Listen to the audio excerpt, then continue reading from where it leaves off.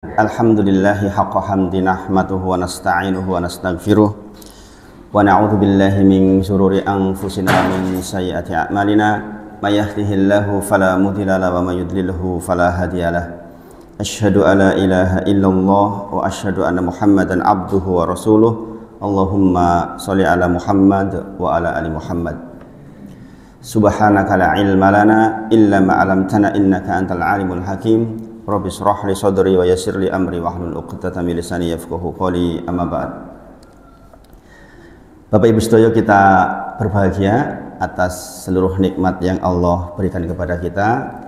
Kita bermohon kepada Allah agar nikmat itu menjadi sarana buat kita untuk selalu bertakwa kepadanya.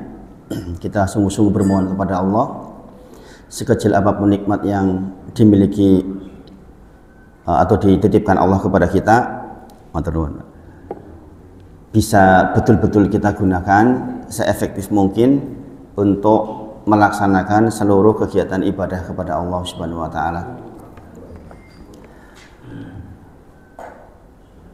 Ada seseorang bertanya di salah satu kajian ibu-ibu hari Sabtu kemarin. Pertanyaannya sederhana, tetapi saya kira penting untuk menjadi pengingat buat kita semua. Masih ibu-ibu muda bertanya, Ustadz, adakah cara lain selain sholawat untuk mendapatkan syafaat Nabi Muhammad SAW? Jadi beliau ini mengertinya syafaat itu hanya diperoleh dengan cara sholawat. Jadi dari pertanyaan itu saya bisa mengukur bahwa ternyata masih banyak yang sangat sederhana pengetahuannya. Bayangkan, jangan kebayang nggak kalau mendapatkan caranya hanya dengan sholawat saja. Padahal ada ribuan cara tentu saja untuk mendapatkan syafaat dari Nabi Muhammad SAW. Berangkat dari pernyataan bahwa di setiap kali pertemuan di kampung, di RT, mesti pembawa acara, termasuk Mbah Kaum Roisnya menyampaikan kita ngantu-antu syafaatipun Nabi Muhammad SAW di yaumil akhir. Begitu toh yang sering disampaikan, gini bang. Dan itu mahfum, dan itu baik, itu benar. Keinginan untuk mendapatkan syafaat itu betul. Kita menunggu betul. Saya jawab, dan ini untuk jawaban untuk sekalian untuk jenengan juga kalau jenengan bertanya hal yang sama. Mendapatkan syafaat Nabi Muhammad SAW yang paling baik caranya dengan banyak belajar, duduk di majelis, memahami ilmu agama. Itu yang paling efektif. Kemudian mengamalkan buah dari ilmu itu di dalam kehidupan sehari-hari. Bagaimana tidak? Rasulullah bersabda, kullu ummati dakhalal jannah. Kata Rasulullah, semua umatku asalnya masuk surga. Gitu, sering dengar tau ini? Artinya seluruh umat Nabi Muhammad SAW secara tabi'i dia mendapatkan syafaat dari Nabi Muhammad SAW.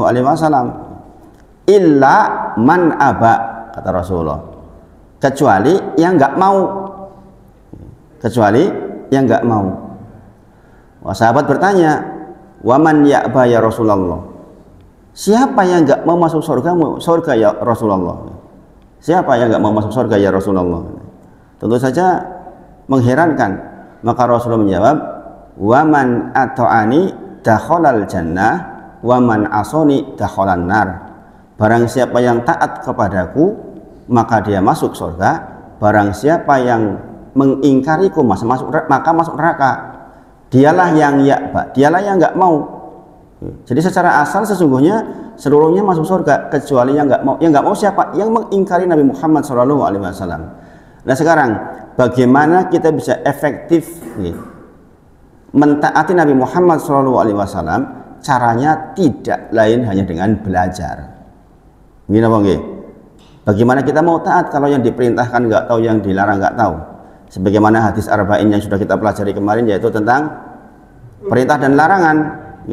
Hadis ke-9 di hadis arba'in yang sudah kita bacakan di beberapa pertemuan sebelumnya. Al-hadisu tasyi', hadis nomor 9, yaitu tentang bagaimana kita menghadapi apa yang diperintahkan oleh Rasulullah, yaitu dengan cara melaksanakan mastata'tum, melaksanakan sekemampuan kita.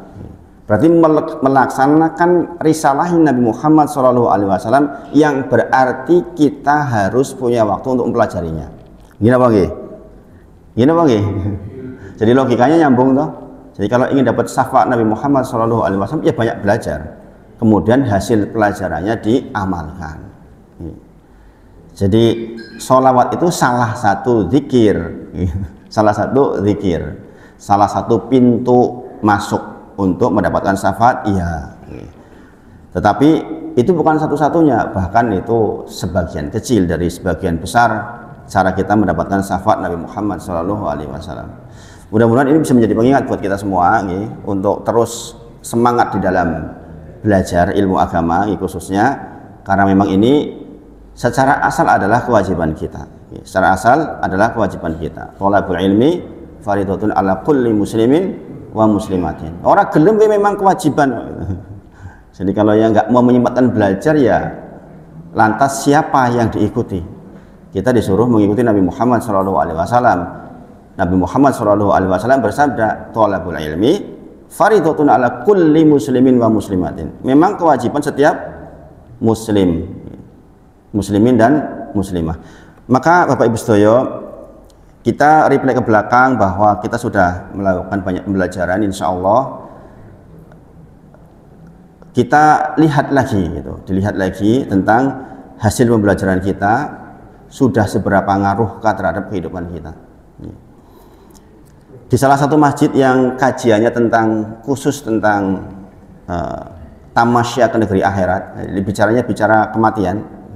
Tamasya ke negeri akhirat itu maksudnya adalah panduan lengkap untuk menyambut, menghadapi dan mempersiapkan kematian. Itu definisinya.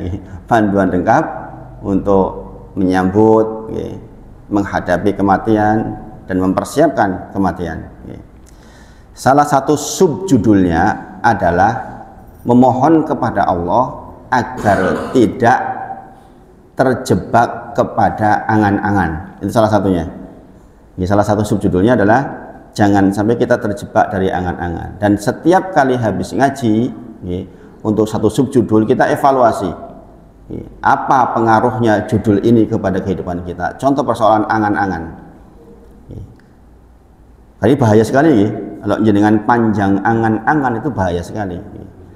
Umar bin Khattab radhiyallahu anhu menyampaikan, jikalau datang waktu pagi maka jangan berangan-angan sampai waktu sore. Jikalau datang waktu sore maka jangan berangan-angan datang waktu pagi, karena ketahuilah kita belum tentu sampai sore atau pagi hari. Gini apa nggih? Iya, nggak ada yang menjamin. Dan ini bisa efektif untuk kehidupan kita. Contoh ringan ini. Jenengan datang ke kamar mandi di ujung malam, mau sare. Bagi jenengan yang punya kebiasaan sholat witir sebelum sare, maka pastikan jenengan wudu dan lakukan. Jangan sampai taswif, jangan sampai nunggu, jangan sampai ngangen-ngangen engkau wailah 5 menit lagi. Nah, ini masalah. Di antara bentuk keberhasilan dari subjudul angan-angan itu adalah tidak menunda sama sekali terhadap ibadah. Ini penting nih. Seseorang disuruh ngimami sholat isya, dia mengatakan, kalau saya ngimami sholat isya berarti nanti sholat berikutnya tidak dengan saya, kata orang itu. Maka para tabi'in, sahabat yang lain sesama tabi'in mengatakan, engkau berpikir untuk sholat yang nanti, bahkan sholat yang ini pun belum dilaksanakan, sungguh engkau terjebak terhadap angan-angan setan. Maksudnya bagaimana? Kok mikir sholat yang nanti? Apakah kamu pikir akan sampai ke sana? Itu maksudnya. Maka pastikan kalau jenengan punya kebiasaan sholat witir sebelum sare, ya saat itu juga wudu, kemudian witir, maksudnya begitu. Jangan nanti aja lah, nanti lagi lah. Ini bahayanya luar biasa ini. Makanya di subjudul angan-angan ini banyak banget pembahasannya. Berhati-hati di dalam seluruh kegiatan adalah baik. Tergesa-gesa di dalam suatu kegiatan itu buruk, tergesa-gesa. Kecuali persoalan akhirat. Jadi kalau persoalan akhirat itu segera memang kita harus tergesa-gesa.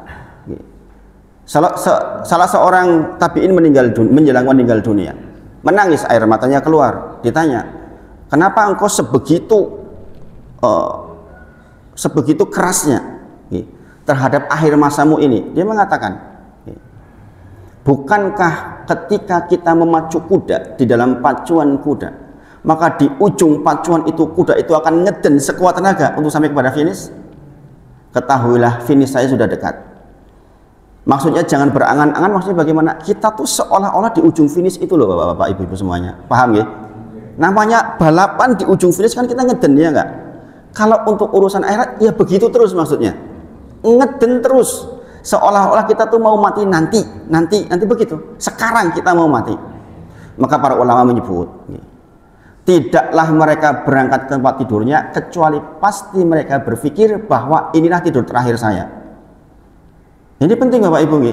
Coba kalau jenengan begitu cara berpikirnya, itu efektif banget. Jenengan tidur akan pasrah ke Allah total. Jenengan pasti akan berdoa karena jenengan berpikir bahwa inilah tidur terakhir saya. Maka salah seorang ummahat, istri salah seorang ulama, dia mengatakan, setiap hari dia mengatakan, tolong ya nanti kalau hari ini saya mati, maka saya dikuburkan di sana, kemudian wasiatnya ini dan ini. Sahabat yang datang bertanya kepada suaminya itu, loh memang istrimu lagi sakit berat? Oh enggak, memang dia kebiasaan setiap hari begitu. Paham Bapak Ibu? Nanti dengan kondur, Bu, nek aku seto hari ini, berani gak kayak gitu? Tiap hari. Akan ada hari di mana kalimat jenengan itu benar adanya, ternyata meninggal betulan. Ya enggak? Akan datang seperti itu. Itu akan sangat membuat efektif di dalam peribadahan kita Bapak Ibu Sedoyo. Jadi hati-hati, yang namanya angan-angan itu betul-betul was-was syaiton. Dan kita tahu dulu ketika pembahasan Quran surah An-Nas bahwa bibitnya seluruh keburukan adalah was-was syaiton. Maka kita betul-betul memohon kepada Allah agar terhindar dari seluruh penyakit yang terkait dengan hal seperti itu. Ibu-ibu yang sudah sepuh, kalau punya rencana sesuatu langsung ingat, salah satu yang membuat menjadi ibu-ibu paling banyak menjadi penduduk neraka jahanam karena taswif. Karena seringnya menunda-nunda,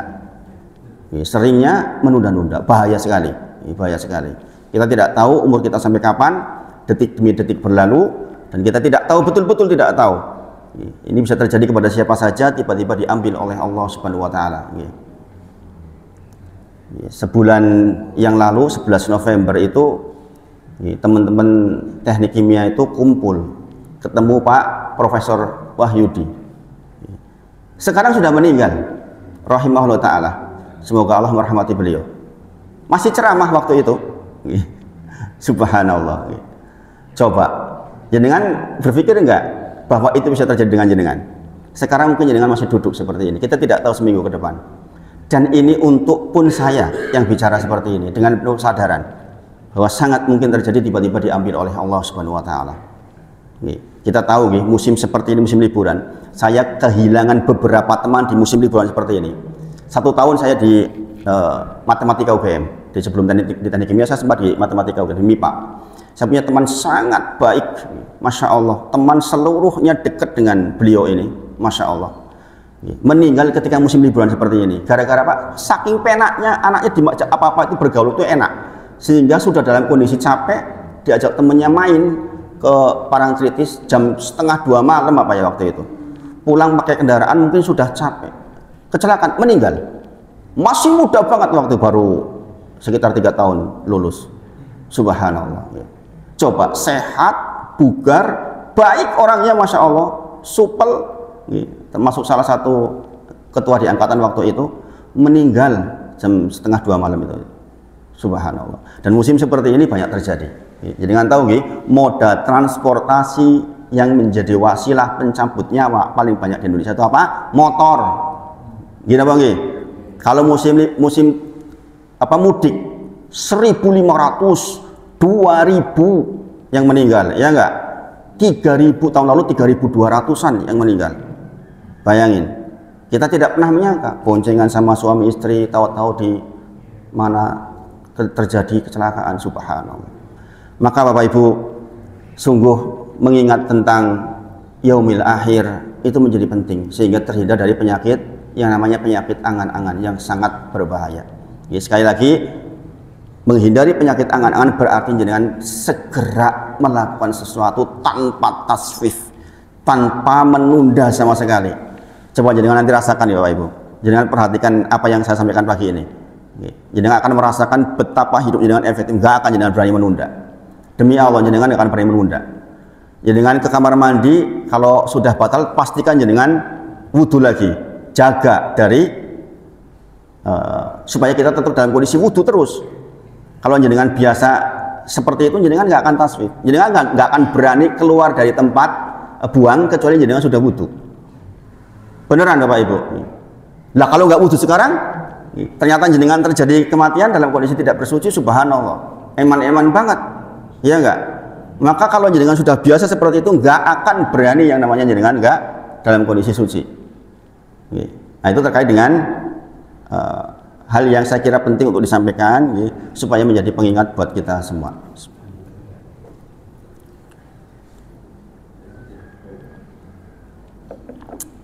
Kemarin terakhir insya Allah untuk fikih sholatnya sudah sampai pembahasan basmalah. Sampai pembahasan basmalah. Betul. Habis isti'adzah, kemudian terakhir basmalah. Persoalan basmalah kita sudah bahas kemarin, berangkat dari apakah basmalah termasuk Al-Fatihah atau bukan. Itu soalnya. Jadi hukum-hukum terkait dengan basmalah, induknya salah satunya adalah apakah basmalah termasuk Al-Fatihah atau bukan.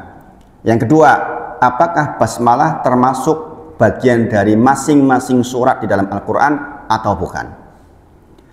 Bahwa basmalah tidak termasuk surat, insya Allah disepakati oleh sebagian besar ulama. Buktinya ketika kita ditanya Al-Kautsar berapa ayat, jawabannya 3. Berarti bismillah tidak termasuk. Kemudian maju ke Al-Fatihah. Bagaimana Al-Fatihah? Kita sudah bahas ada 2 pendapat.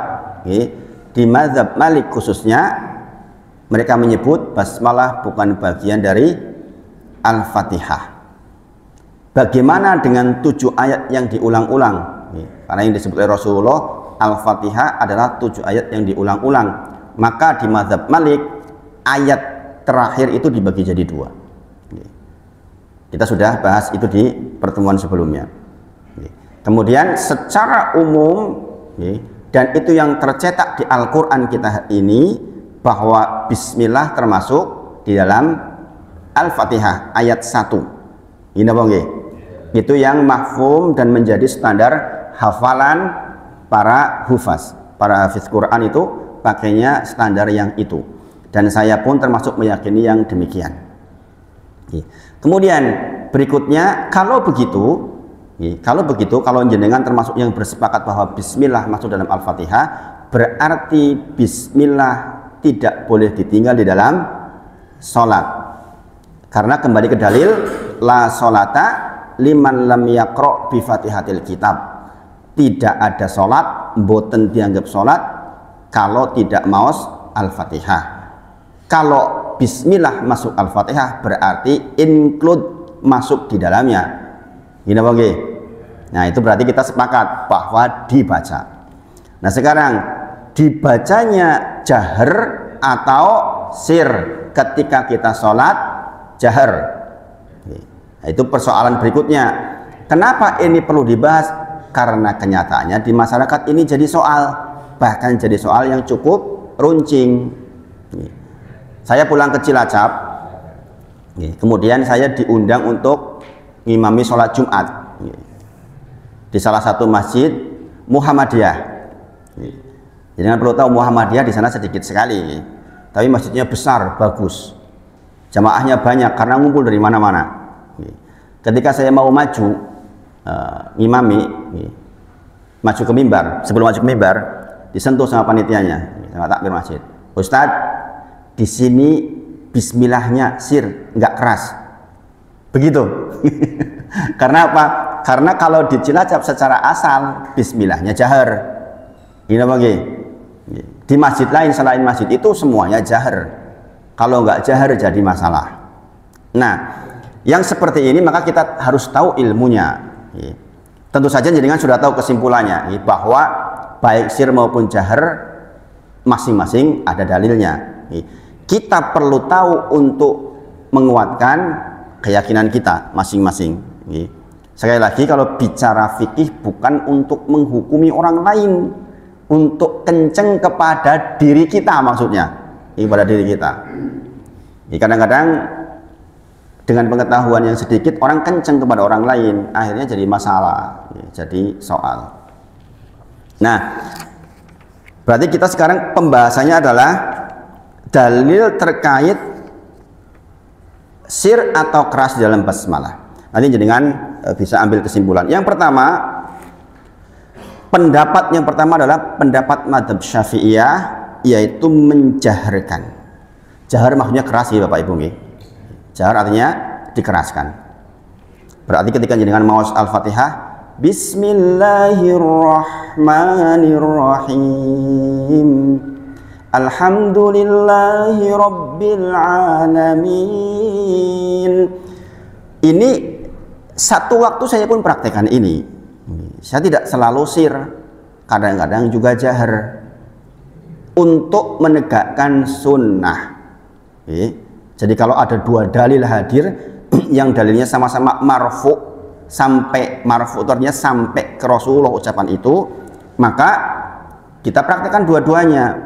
Nah, saya lebih sering yang mana? Saya lebih sering yang sir. Kenapa? Karena sejarah hadisnya memang lebih sering yang sir Rasulullah SAW dibandingkan yang jahar.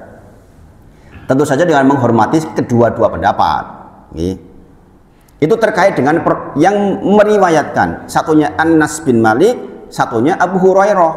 Sementara Anas bin Malik itu lebih lama hidup bersama Rasulullah dibandingkan Abu Hurairah. Sehingga para ulama menyimpulkan memang jumlah sir itu lebih banyak dibandingkan ketika jahar. Pertama, adapun di madzhab Syafi'i menggunakan keras jahar karena diantaranya hadis dari Abu Hurairah, karena Rasulullah SAW, adapun Nabi Muhammad SAW, yajharu bi Bismillahirrahmanirrahim. Beliau mendengar Rasulullah menjaharkan Bismillahirrahmanirrahim di dalam sholatnya. Dari jalur lain yang semisal juga dikatakan anan Nabiya sallallahu alaihi wasallam kana idza ammanan nasa qara'a Bismillahirrahmanirrahim. Beliau Abu Hurairah mendengar bahwa ketika Rasulullah mengimami orang-orang maka memulai dengan Bismillahirrahmanirrahim. Kemudian hadis lain dari Nuaim Al-Mujmir, ia berkata, aku pernah bermakmum pada Abu Hurairah, perawinya tadi itu. Kita tahu Abu Hurairah siapa, bahwa beliau orang hebat. Artinya pendapatnya tentu sangat layak untuk didengar, maksudnya. Faqara'a Bismillahirrahmanirrahim. Abu Hurairah memulai dengan Bismillahirrahmanirrahim. Tsumma qara'a bi umil Qur'an. Kemudian Abu Hurairah baru membaca Alhamdulillahi Rabbil Alamin hatta balago waladdallin, sampai kalimat waladdallin. Kemudian qala, maka Abu Hurairah mengucapkan amin. Kemudian waqalan nasu, seluruh orang-orang yang di belakangnya mengatakan amin. Nah, kemudian wa yaqulu kullama sajada Allahu akbar, mau sujud Allahu akbar, dan seterusnya itu sudah kita bahas. Kemudian wa yaqulu idza salama, kemudian dia berkata setelah salam. Abu Hurairah berkata setelah salam sebagai penegas atas salatnya. Dikatakan apa? Waladi nafsi biyadi, demi zat yang diriku di tangannya. Inni asbahukum salatan bi Rasulillah sallallahu alaihi wasallam. Sesungguhnya aku ini di antara kalian semua yang paling dekat, paling mirip sholatnya dengan Nabi Muhammad SAW. Paham maksudnya ini, Bapak Ibu? Jadi dia mengatakan setelah selesai, para sahabat, sesungguhnya saya itu di antara kalian, sayalah yang paling mirip sholatnya dengan Nabi Muhammad SAW. Bagaimana sholatnya? Tadi itu yang diterangkan. Dia memulai dengan Bismillahirrahmanirrahim, begitu. Nah, ini oleh para ulama, dalil ini dikatakan tidak sharih, maksudnya tidak tegas. Karena ini menyebutkan secara keseluruhan dari bagian sholat Abu Hurairah. Yang nyangkal begitu. Tapi Abu Hurairah demikian menyampaikannya. Jadi dalil ini menjadi penguat bahwa Bismillah itu dijahr di mazhab Syafi'i. Jadi kita hormati betul kalau ada yang menjaharkan. Bahkan di Indonesia mungkin kalau dengan lihat statistik sebagian besar itu jahar. Ini sebagian besar jahar. Kemudian dan terdapat beberapa riwayat sahih bahwa sahabat menjaharkan Bismillah. Sahabat. Ini perilaku sahabat. Contohnya tadi Abu Hurairah. Kemudian diriwayatkan dari Ibnu Az-Zubair, Muawiyah juga termasuk yang mempraktekkan dengan jahr Bismillah. An Bakr, Ana Ibnu Az-Zubair kana yajharu bi Bismillahirrahmanirrahim. Anas bin Malik berkata, Sholla Muawiyah bil Madinah sholatan fajaharo fiha bil qiraati faqara'a fiha Bismillahirrahmanirrahim. Jadi ketika Muawiyah sholat di Madinah sebagai imam, maka dia menjaharkan Bismillahirrahmanirrahim. Sampai ke titik ini kita tahu bahwa pendapat Imam Syafi'i pun kuat. Jadi kalau dengan berada di belakang imam yang jahar, tidak tidak masalah. Jangan beto manhaj karo aku, subhanallah. Mung beto bismillah jahar karo jahar, jadi beda manhaj. Aku mau nemburine dhek, subhanallah. Nah, ini kan jadi masalah. Sering terjadi kayak gitu, bedo sithik mau aku nemburine. Subhanallah. Jangan kok cuma yang bismillah dan tidak bismillah. Kalau ditanya, kita bermakmum kepada orang yang fasik pun masih sah. Orang yang fasik jadi imam, kita di belakangnya masih sah. Lah kok cuma perbedaan bismillah beda manhaj. Subhanallah. Nunggu sambil tunjuk, Pak. Saya hari ini rasanya kok gampang kering ini.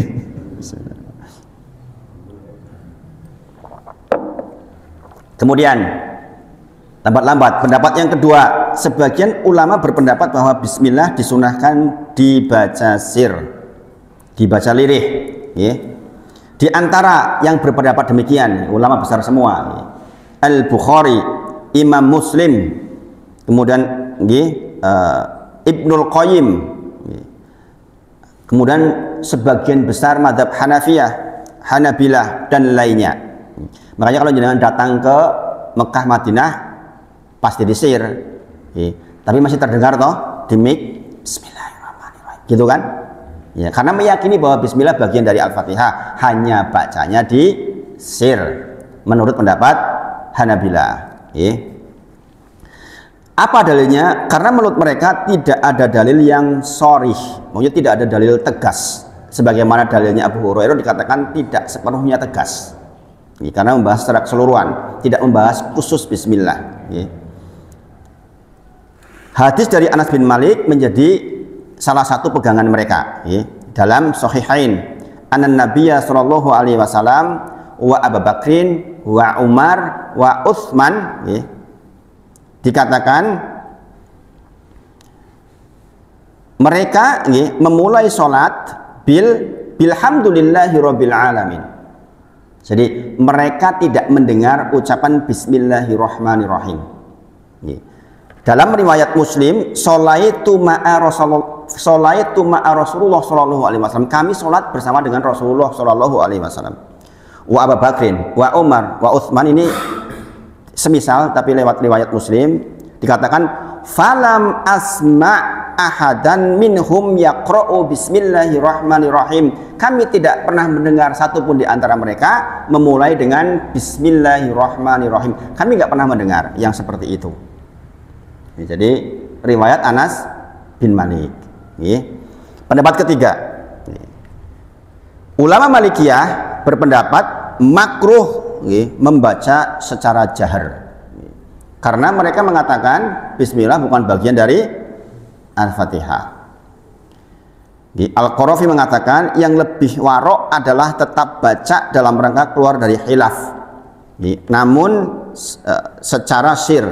Jadi yang pendapat yang paling tengah-tengah itu tetap dibaca tapi sir, keluar dari khilaf, kemudian masuk yang lebih terang tapi bacanya sir. Itu pendapat yang lebih kuat. Yang tepat menurut pendapat para ulama adalah kadang Rasulullah jahar dan kadang-kadang Rasulullah sir. Namun yang sering adalah sir itu lebih utama karena Anas bin Malik radhiyallahu anhu bersama Rasulullah dalam waktu yang lebih lama dibandingkan dengan Abu Hurairah. Itu yang lebih tepat, insya Allah. Jadi tidak diragukan bahwa Rasulullah tidak pernah merutinkan jahar dalam sholat malam maupun sholat 5 waktu, baik mukim maupun safar. Berarti ini para sahabat mengikuti ketika mukim, ketika safar. Rasulullah itu tidak merutinkan menjaharkan bismillahirrahmanirrahim. Demikian juga perilaku para khulafaur rasyidin, Abu Bakar, Umar, Utsman, Ali radhiyallahu anhum ajmain. Mayoritas sahabat juga mempraktikkan yang sir. Abdul Aziz bin Baz menyebut perkataan Abu Hurairah, "Salatku adalah salat yang paling mirip Rasulullah," itu tidak memberikan keterangan secara sharih, secara tegas tentang persoalan bismillah. Nah, kesimpulannya tidak semestinya masalah ini menjadi bahan perselisihan dan dianggap perbedaan yang besar, maka cukup dianggap perbedaan yang ringan saja. Ini kesimpulan para ulama. Jadi kalau para ulama saja sudah menyimpulkan seperti itulah, kita yang cuma orang-orang belajar tentu saja lebih pantas mengikuti yang demikian. Kemudian di antara pendapat Imam Malik yang menyebut bahkan bismillah bukan bagian dari Al-Fatihah pun juga berdalil dengan dalil yang kuat sebagaimana sudah saya sampaikan di pertemuan sebelumnya, yaitu ketika ada hadis qudsi, qasamtu sholata baini wa baina abdi nisfain. Saya membagi, kata Allah, salat itu antara diriku dengan hambaku menjadi 2 bagian. Kemudian langsung disebutkan fa itaqala alhamdulillahi rabbil alamin. Ketika hambaku mengucapkan alhamdulillahi rabbil alamin, qala Allahu azza wajal, maka dikatakan hamidani abdi, hambaku memujiku, dan seterusnya yang sudah kita bahas. Jadi sekali lagi, baik yang mengatakan bismillah bagian dari Al-Fatihah kita sangat hormati dan kebanyakan kita, yang berpendapat tidak bagian dari Al-Fatihah juga orang besar gurunya Imam Syafi'i, Imam Malik, yaitu yang punya kitab Al-Muwatta, kita tahu seperti apa kitabnya. Jadi sama-sama dihormati, jangan sampai berselisih di masalah itu. Clear ya masalah itu nggih? Clear ya?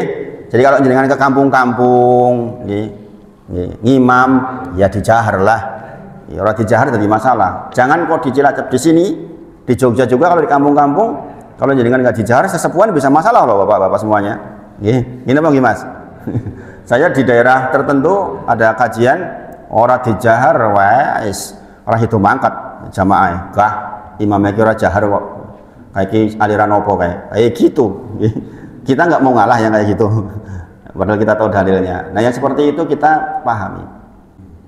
Jadi yang seperti itu kita menyesuaikan Bapak Ibu, sepanjang dipayungi dalil. Jangan melaksanakan yang nggak ada dalilnya, tentu saja yang berdalil. Berikutnya sunnah mengucapkan amin. Ini juga perlu diperhatikan, perlu diperhatikan. Sekali lagi kita sedang bicara sunnah. Sunnah di dalam fikih maksudnya. Jadi ada bedakan antara sunnah sebagai sunnah Nabi Muhammad SAW dengan sunnah di dalam fikih. Sunnah di dalam fikih sesuatu yang kalau tidak dikerjakan pun masih sah maksudnya. Tapi kalau sunnah Nabi Muhammad SAW, ya hadis Nabi dan sebagainya itu panduan yang tentu saja harus kita lakukan. Dibedakan, kita sedang membicarakan tentang sunnah yang jikalaupun ketinggalan masih sah sholatnya.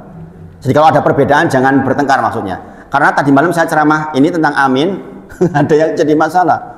Langsung tanya ngangkat tangan, Ustadz, imam di sini aminnya tuh belakangan, kita makmum bagaimana? Nunggunya lama banget.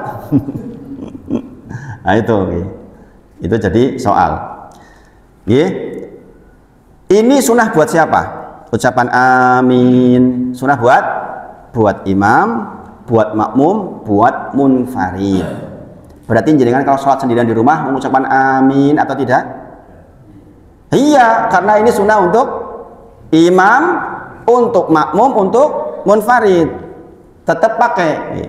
Bagaimana bacanya? Kalau bacaan jahar maka aminnya jahar, kalau bacaan sir maka aminnya sir. Apakah jenengan boleh di rumah jahar? Boleh. Bahkan paling berkeperluan sholat sendirian itu jahar. Bahkan sholat malam kalau perlu jenengan jahar. Kenapa? Lebih mengkhusukkan sholat kita. Adapun amin mengikuti Al-Fatihah. Kalau dengan Al-Fatihahnya sir, ya sir. Tata caranya seperti itu. Dalilnya adalah, diantaranya adalah idza ammanal imamu fa aminu. Jikalau imammu mengatakan amin, maka ucapkan amin. Lebih tepatnya itu amin gitu. Nanti kita bahas ya. Bukan amin, itu bukan. Fa innahu, sesungguhnya man wafaqa ta'minuhu ta'minal malaikat, barang siapa yang ucapan aminnya bersamaan dengan ucapan amin malaikat, maka dikatakan ghufira lahu ma taqaddama min dzambi, maka dosa-dosanya diampuni. Pertanyaan sekarang, malaikat aminnya kapan? Kan gitu. Kita nggak tahu itu barang gaib kok. Kita nggak tahu. Panduannya adalah kita mengucapkan amin ketika ucapan waladdallin, langsung amin. Bagaimana kalau jadi makmum? Jangan mendahului imam. Karena di sini dikatakan idza amanal imamu fa aminu. Jikalau imam mengucapkan amin, maka ucapkan amin. Berarti imam dhisik. Imam dhisik. Tapi biasanya imam kan kecil suaranya. Tapi insya Allah imam biasanya yo langsung. Jadi jenengan yang penting jangan mendahului. Baru waladdall amin. Nah ini salah.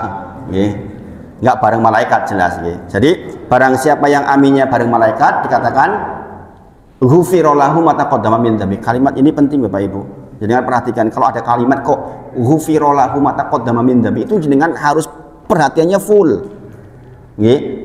Sekali lagi, kalau ada dalil keterangan kok ujung-ujungnya ghufira lahu ma taqaddama min dzambi, jenengan harus perhatian betul. Karena itu kebutuhan dasar kita, yaitu apa? Diampuni dosa-dosa kita yang telah lalu. Kan problematika kita kan karena dosa-dosa kita. Gini apa nggih? Kalau dosa-dosa kita diampuni, banyak hal selesai. Nah, ini ada kata-kata bahwa kalau amin panjenengan bersama dengan aminnya malaikat, maka dikatakan diampuni dosa-dosa. Ya kita berusaha betul. Kita berusaha betul mengikuti tata aturan caranya gitu. Itu maksudnya nggih.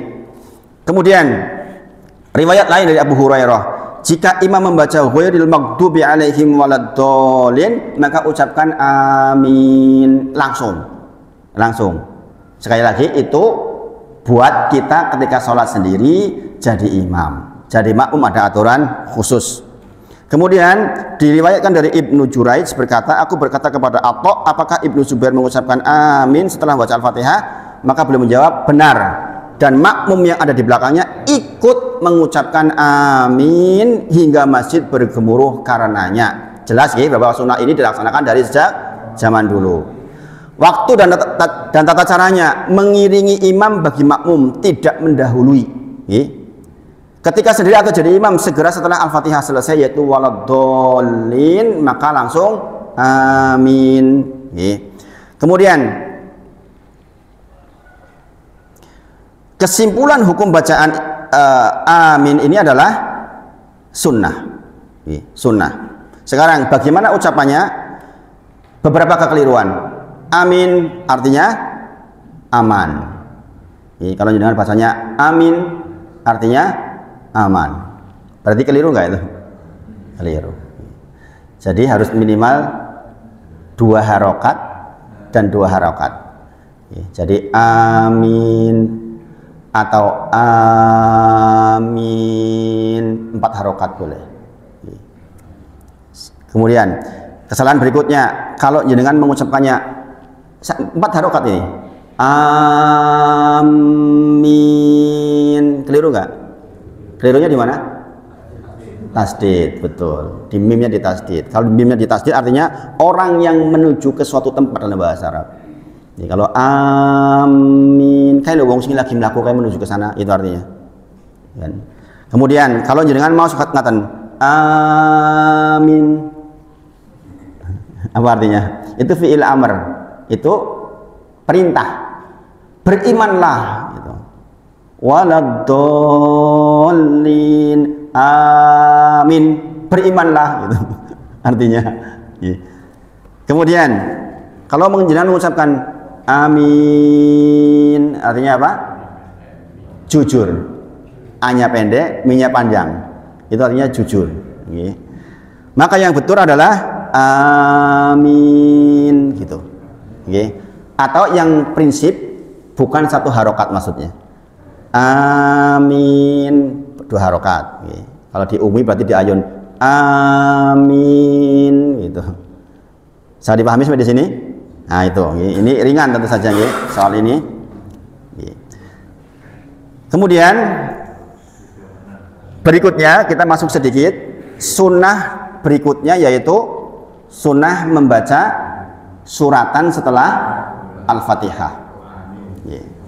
Nah ini Bapak Ibu, tolong pengetahuan ini tidak diterapkan secara saklek, khususnya kalau jenengan sholat berjamaah. Saya lagi, apa yang disampaikan di pembahasan berikutnya ini sudah saya declare dari awal, jangan dipraktekkan secara saklek ketika jadi imam. Ini penting, ini saya sampaikan karena ini keluhan di setiap masjid, keluhan di banyak masjid, termasuk masjid tadi malam yang saya sampaikan, saya pernah sampaikan kepada panjenengan. Bayangin pagi-pagi diimami 6 halaman, 6 halaman loh. Iya coba, dalilnya jelas, dalilnya benar, dalilnya ini yang hendak saya sampaikan pada panjenengan, dalilnya sesuai itu dengan tadi itu, ya kan? Tetapi sekali lagi, kalau jadi imam jangan saklek, karena aturan jadi imam terikat dengan dalil lain. Ini pentingnya kita memahami banyak dalil. Bahwa untuk sholat sendiri ya silahkan, silahkan. Bahwa di dalam sholat subuh misalnya Rasulullah membaca Al-Waqi'ah. Jenengan moco Al-Waqi'ah subuh, diperhatikan di sini kira-kira tentrem jamaah. Tentrem nggak Mas anu Pak Pardi? Rasa-rasanya orang tentrem, rasa-rasanya. Lihat jenengan kayaknya kon nguruk Al-Waqi'ah tekan rampung. Plus minus berapa menit Pak? 8 sampai 10 menit. Ketok wis ngeper jenengan. Padahal dalilnya bener to niku. Dalilnya betul. Tetapi aplikasinya harus diterapkan dengan dalil lain, bahwa sebaik-baik imam yang meringankan makmumnya. Paham nggih? Karena ada yang saklek begitu. Ini orang diingatkan nggak mau ini. Sesepuan di masjid yang saya ceramah itu, ora, memang kowe nggawa dalil ndi? Iki lho dalile bener kaya ngene iki, mosok kowe arep nantang dalil gitu. Subhanallah. Jadi susah kalau orang sudah merasa paling benar, itu wis repot. Warisannya siapa itu? Warisannya iblis. Iblis mengatakan apa? Ana khairu minhu. Saya lebih baik dari dia, saya lebih tahu dari dia, saya lebih pintar dari dia. Warisannya iblis itu. Gini Bang, ketika ditanya oleh Allah dalam hal kenapa kamu nggak mau sujud kepada Adam? Wa id qulna lil malaikati isjudu li Adama fasajadu illa iblis aba wastakbar. Ya, kan ketika seluruhnya disuruh sujud penghormatan, kecuali iblis nggak mau, aba, enggan, wastakbar, dia sombong. Ditanya kepada sama Allah, kenapa kamu nggak mau? Kata dia, ana khairu minhu, saya lebih baik dari dia. Khalaqtahu min tin wa khalaqtani min nar. Kau ciptakan dia dari tanah, kau ciptakan aku dari api. Saya lebih baik kok, lebih pintar kok. Kenapa saya harus sujud sama dia? Ah, ini udah bahaya banget begini nih. Kalau ada orang diberitahu, kowe ngerti apa? Kowe ngerti kelimang kowe. Kowe cah wingi sore. Aku kiki lho urip sudah tahun. Terus lebih hebatnya sudah tahun. Sudah tahun tahu sinau piye. Gini Bang nggih. Nah ini yang perlu kita pelajari. Nanti insya Allah di pertemuan berikutnya kita akan bahas. Sekali lagi saya declare dari awal, kita bahas dalilnya. Nanti kita perbandingkan dengan beberapa dalil yang lain sehingga aplikasinya lebih baik insya Allah. Mudah-mudahan bermanfaat di pertemuan pagi ini, dan mudah-mudahan Allah rahmati kita semua.